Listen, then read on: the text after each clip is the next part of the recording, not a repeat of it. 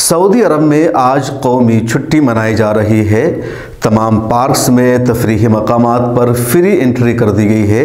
यहाँ तक कि जिन स्टूडेंट्स का एग्ज़ाम था उसको भी रीशेड्यूल कर दिया गया है। सऊदी अरब में आज जश्न मनाया जा रहा है। जश्न मनाने का अलग अलग अंदाज है। कुछ लोग पार्कों में नाच कर रहे हैं, कुछ लोग घोड़ों की सवारी कर रहे हैं, कुछ लोग तलवार लेकर के मैदान में खेल कर रहे हैं।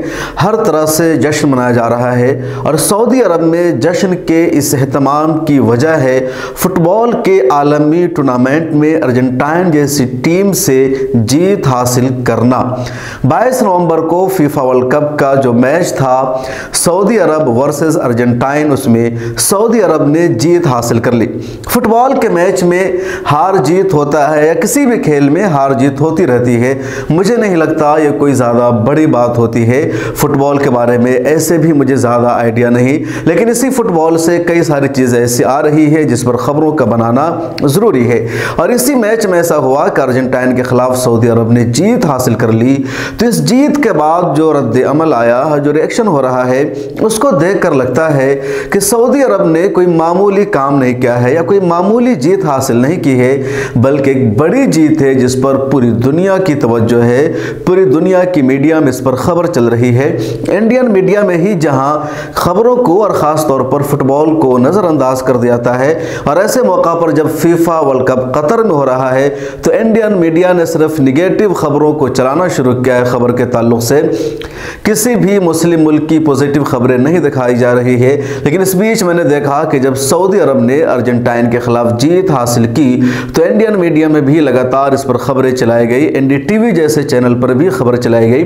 नगमा सहर ने प्रोग्राम पेश किया। मनोज भारती जैसे लोग जिनका सियासत में तजर्बा है, खेल के एक्सपर्ट नहीं माने जाते, वो लोग भी इस पर तज्जिया कर रहे थे। तो इसका मतलब है कि सऊदी अरब ने जो जीत हासिल की है अर्जेंटाइन के खिलाफ, उसके कुछ माने हैं और हाँ माने हैं। मैंने रिपोर्ट देखा तो पता चला कि अर्जेंटाइन फुटबॉल की बहुत ही टॉप और शानदार टीम मानी जाती है। वर्ल्ड रैंकिंग में अर्जेंटाइन तीसरे नंबर पर है और सऊदी अरब 50वें नंबर पर है।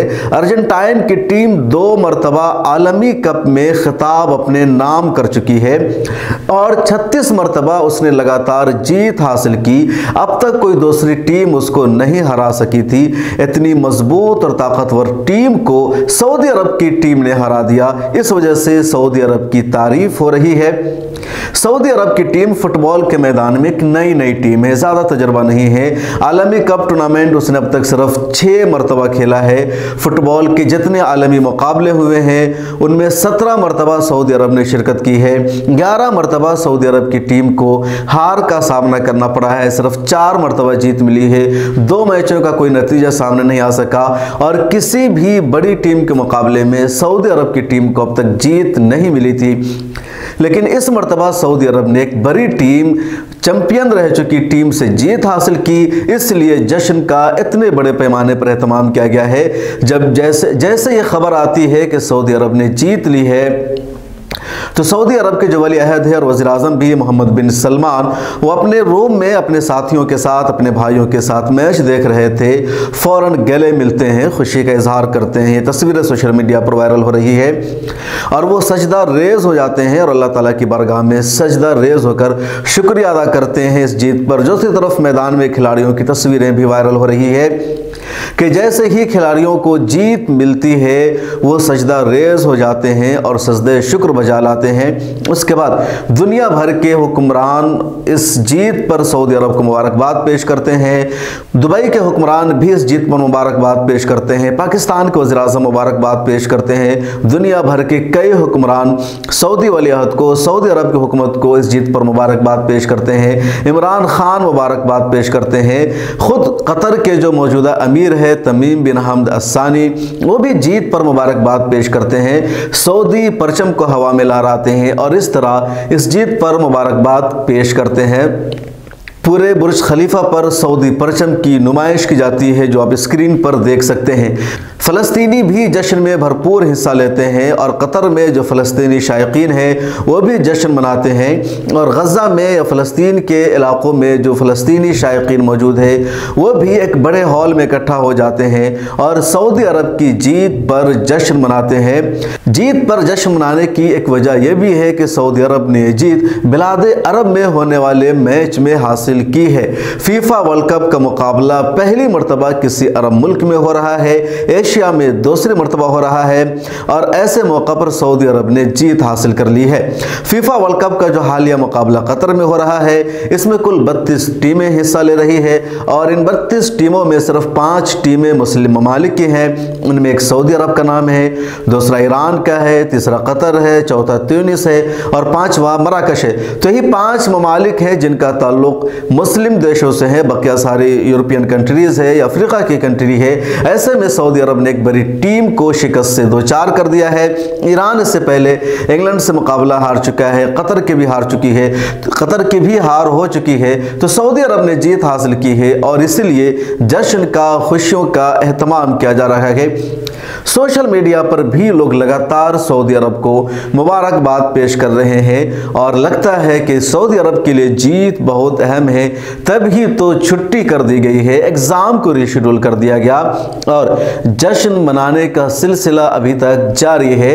सऊदी अरब की मीडिया में ट्विटर पर वली अहद और वज़ीर आज़म मोहम्मद बिन सलमान की वीडियो भी वायरल हो रही है, जिसमें अरबी में वो खुशी का इजहार कर रहे हैं। आप भी सुनिए।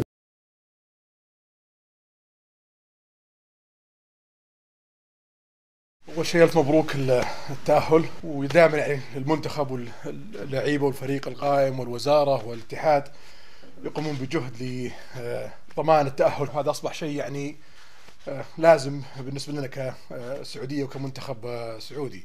كان أعرف مجموعتنا صعبة هالسنة في كأس العالم، فما حد متوقع مننا حتى نتعادل أو نفوز. فاللي بيقولوا لكم فقط خليكم مرتاحين، العبوا لعبكم واستمتعوا في البطولة. مجموعة صعبة فيها من أقوى فرق العالم، ما هو متوقع فوز أو تعادل. اللي نبغاه منكم أنكم تلعبون لعبكم المريح اللي يؤدي، وإن شاء الله القادم أفضل. فأنا ما أبغى أي أحد يكون تحت ضغط نفسي يمكن يأثر حتى على أدائكم الطبيعي. أمير عبد العزيز، الله يطول عمرك. طال عمرك، أنتم الأساس في الدعم كله. طال عمرك، وأتوقع الشباب بيض الوجه في التصفيات وكانوا قد المسؤولية، وإن شاء الله بيكملون هالمسيرة في تمثيل المنتخب في كأس العالم إن شاء الله. وهم وعدوني الله يحييك أنهم بيقدمون أقصى جهدهم أنهم يقدمون شيء يليق بالمملكة. أنا يهمني يستمتعون في هالثلاث مباريات، وهذه فرصتهم الله بإذن الله. إن شاء الله موفقين إن شاء الله، ودعواتنا معكم ونتابع كل شيء إن شاء الله أول بأول. तो बहरहाल सऊदी अरब ने अर्जेंटाइन के खिलाफ शानदार जीत हासिल कर ली। अर्जेंटाइन जैसी टीम जिसको कोई हरा नहीं सका था, उसको सऊदी अरब ने हरा दिया है। बीबीसी के एक रिपोर्ट के मुताबिक सऊदी अरब दूसरी टीम है एशिया की जिसने अर्जेंटाइन को हराया है। इससे पहले एक मरतबा और एशिया की किसी टीम के हाथों अर्जेंटाइन की शिकस्त हुई थी। बाकी अर्जेंटाइन जैसी टीम को शिकस्त देना मुश्किल होता है। तो तारीख रद्द-बदल हो गई है, कई सारे जो रिकॉर्ड है वो टूट गए हैं और सऊदी अरब ने एक बड़ा मकाम हासिल कर लिया है। और इसलिए सऊदी अरब चाहता भी है कि यही मौका है जश्न मनाने का। आगे क्या होगा नहीं होगा कुछ भी कहना मुश्किल है, लेकिन अभी इतनी बड़ी जीत मिल गई है, इसलिए इस पर जश्न का एहतमाम कर लिया जाए और ये सऊदी अरब में हो रहा है। सऊदी अरब की इस जीत पर आपकी क्या राय है, कमेंट सेक्शन में ज़रूर लिखिएगा। मिल्लत टाइम्स को आपकी ज़रूरत है, हमारी आप माली मदद करें।